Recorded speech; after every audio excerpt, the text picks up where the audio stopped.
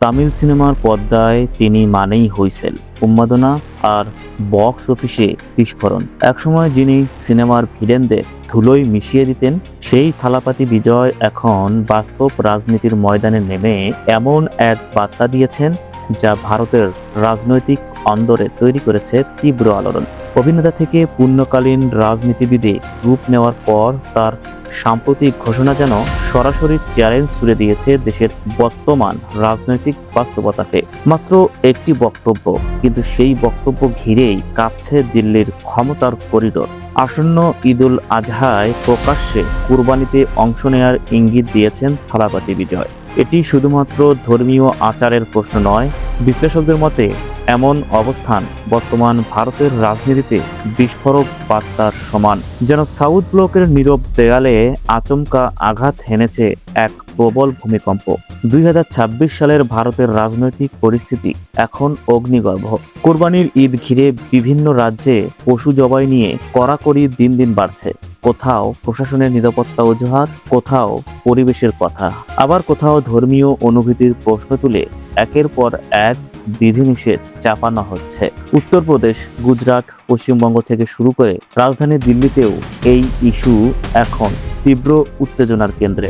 এর ফলে মুসলিম সম্প্রদায়ের ভেতরে জমে উঠেছে অসন্তোষ আর ক্ষোভ। অথচ সবচেয়ে বিস্ময়কর বিষয় হলো, দেশের বড় বিরোধী দলগুলো এই ইস্যুতে প্রায় নিশ্চুপ। কারণ সংখ্যাগরিষ্ঠ ভোট ব্যাংকের সমীকরণ। রাজনৈতিক বিশ্লেষকদের মতে কট্টরপন্থী ভোট হারানোর ভয়ে কংগ্রেস সহ বহু তথাকথিত ধর্মনিরপেক্ষ দল সরাসরি অবস্থান নিতে পিছিয়ে যাচ্ছে।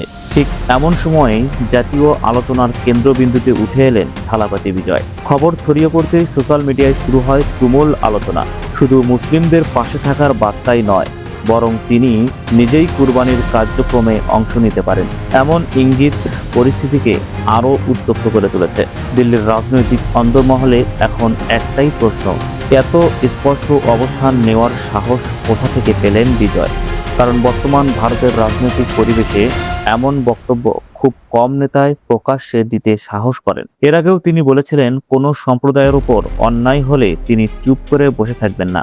আর সেই বক্তব্যের পর থেকেই তিনি আলোচনায় উঠে আসেন নতুন এক রাজনৈতিক শক্তি হিসেবে। বিশ্লেষকদের ধারণা, এটি শুধু আবেগ নয়, বরং এর পেছনে রয়েছে সুপরিকল্পিত রাজনৈতিক কৌশল। তামিলনাড়ুর রাজনীতিতে মুসলিম ভোট ব্যাংক বরাবরই গুরুত্বপূর্ণ।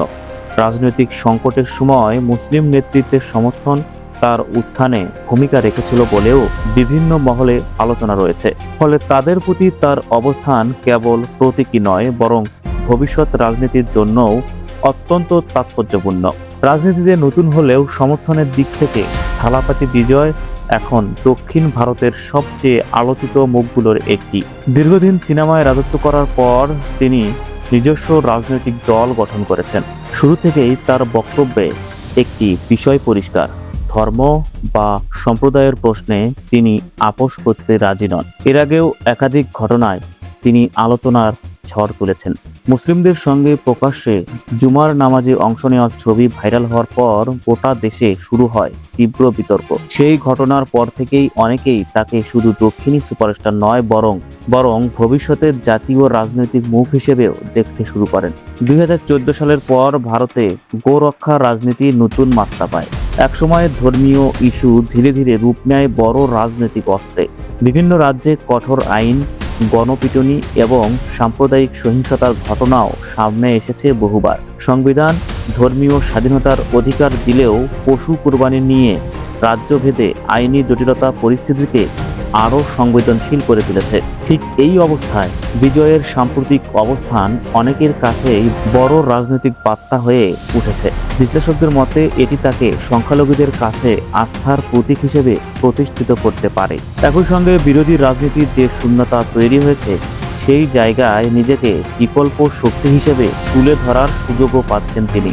যেখানে অন্য দলগুলো দ্বিধায়, সেখানে বিজয় সরাসরি অবস্থান নিয়ে আলাদা রাজনৈতিক সমীকরণ তৈরি করেছেন।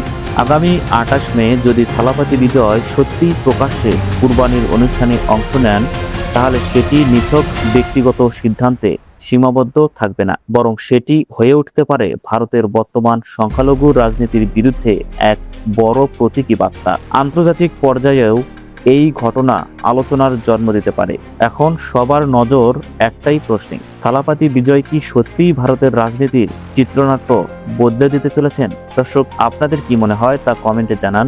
আর এই চ্যানেলে নতুন হলে অবশ্যই সাবস্ক্রাইব করে চ্যানেলটিকে সাবস্ক্রাইব করে বেল আইকনটি অন করে রাখুন।